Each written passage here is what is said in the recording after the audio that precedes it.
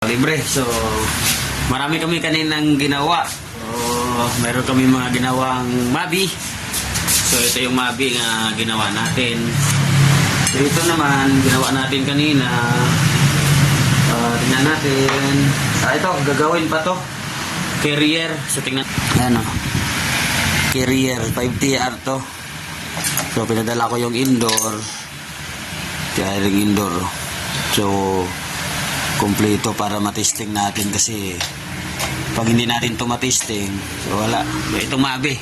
Ayos na to ang mabi. Ginawa natin kanina. Ang issue nito, hindi gumagana yung compressor saka pan motor. So, mayroon din tayo dito ang ginawa. Itong carrier, ginawa natin. Kanina sa mga nag-OJT sa atin ito, ginawa nila. So, ito, mayroon din ginawa dito. Yan. Tawag nito, TCL. TCL, hindi gumagana ang pan motor. So, IPM, pinalitan natin yung IPM. Ito, TCL din to, error. So, ito pa yung ano niya, outdoor ng error. So, ito, isang TCL din. So, marami tayong TCL ginawa. Tapos, ito, gagawin din natin ito, siles. So, ang dumadating ngayon sa atin, mga silis, terrier. So ngayon, naglalabasan na yung mga sakit ng mga ganyan brand. So kasi dahil na napakamura. So tayo, nandito tayo para tayo naman ang taga-repair ng mga board. Tayo mo, aircon. Yan. So ipapasyal ko muna kayo mga kalibre sa office natin, ha. So, para makita nyo yung office namin. So, ito yung office namin. So, ito yung pang staff. So, may staff din kami dito. Yung taga-harap na mapaparepair. So, ito yung waiting area. So, ayan ang upuan ni Madam. So, mayroon dito isa. Kaupo din. So, ayan mga namin. Mga pang so, ayos. Tapos, pasok. Dito naman yung opisina ko. Yan. So, dito yung area namin na training area. So, dito kami nagtitraining. So, ayan. So, yan ang Munit TV natin. Tapos itong whiteboard. So, dito naman tayo actual training. So, ito. Mayroon tayo sa monitor. So, mayroon tayo dito yung mga nag-OJT. Ito kay Chacha. Yan. Kay Single Mom. Master Ruby. So, dito naman ako. Magawa. Tapos, dito isa may lamisa. So, may testingan tayo. So, ngayon may konting tips lang tayo sa TCL, sa EO error, sa mga nagtatanong kung saan ba tayo magtutrubol ng EO error. So, ngayon, tuturuan ko kayo kung saan tayo magsisimula sa EO error ng TCL. So, lahat ng TCL kasi ngayon naglalabasan na talaga yung mga sakit ng TCL. So, ito diba? TCL. Yung nagawa natin kanina, TCL din. Kaya tuturuan ko kayo mga kalibre. Ayan. Dito tayo ngayon sa board, mga kalibre. Gusto lang natin bigyan ng konting text yung mga nagtatanong kung anong unahin i-repair pag TCL na EO error. Ang EO error ay isang communication problem, pero ang communication problem ay napakalawak ito mga kalibre. So isa-isahin natin para mayroon kayong konting idea kung saan kayo mag-check. So ituturo natin sa inyo ito isa-isa. Una, bago kayo mag-repair ng EO error, i-check nyo muna mga kalibre yung communication. So, yung communication line, so indoor at sa indoor-outdoor communication. Tulad dito, yan, communication. Halimbawa, itong indoor, itong sa outdoor. So, i-check nyo to kung mayroon siyang putol. So, yan ang una nyong gagawin bago nyo i-check yung mga board ng indoor-outdoor. So, pag okay to, okay ang communication. So, i-check nyo rin ang supply. So, may relay yan dito sa loob. So, dahil dito, ito yung ano natin, halimbawa may power to. So, may power. So, i-check nyo rin dito. Dito po, may supply na 220. So, pag walang supply na 220, sigurado, i-error yan basta may power. So, i-check nyo yan dito sa loob. So, buksan natin. Silipin natin to ha.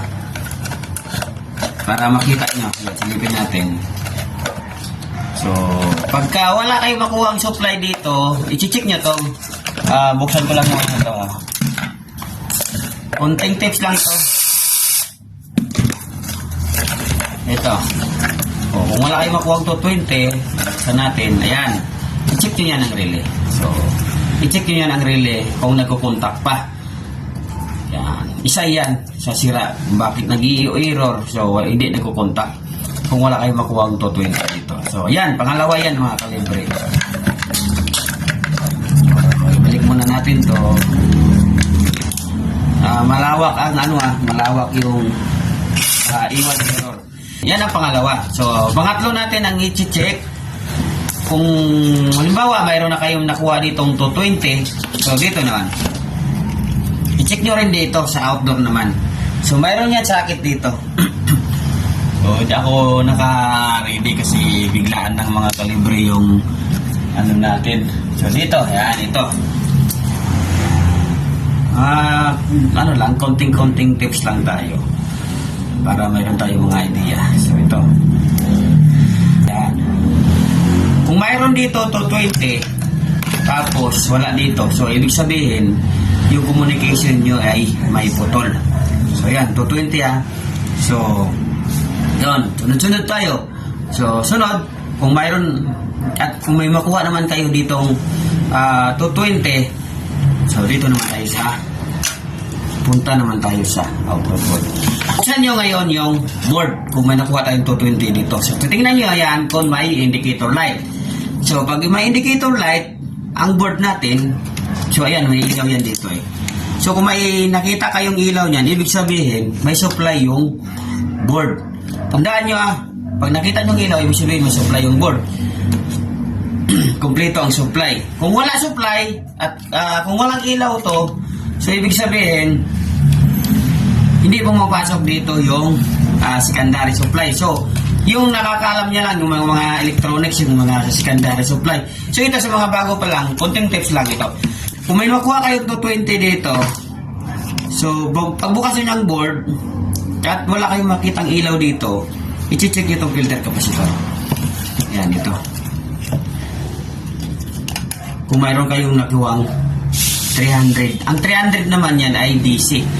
So, DC naman yan 300. So, sa may mga ano na yan, so, sa mga electronics na yan at may alam na sa basic electronics, alam na nila mag-check nito. Pero sa mga bago pa lang na nagsiservice na wala pa lang idea, so para sa inyo to.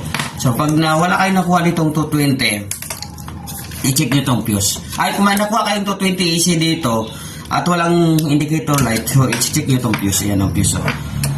Yan.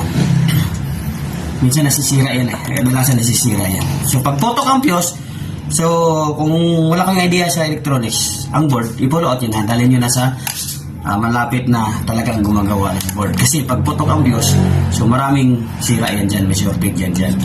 So, halimbawa, may ilaw kayo nakitang indicator. May ilaw lahat yan. Kung may ilaw lahat yan, ang sunod nyo i-check, itong signal. So, may signal yan eh. Yan o. Ang uno niyan, signal. Yan. Ang uno yan, signal. Neutral line. So, may nakalagay naman dyan. Pag TCL, uno, N, saka L. Ang signal lang check nyo. So, sa mga may alam sa electronics, so, i-check nyo ito mga diode.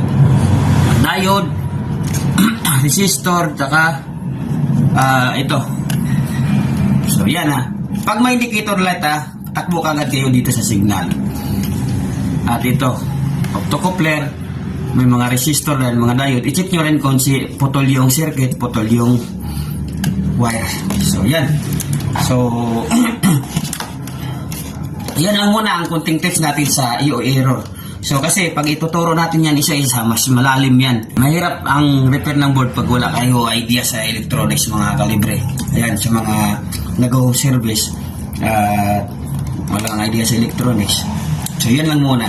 So kung gusto nyo matuto sa electronics, so nagtuturo tayo ng actual. Mayroon tayong parating na 2 days na actual. So pwede kayong mag-enroll para matuturo natin kung paano mag-check ng mga parts. Ayos!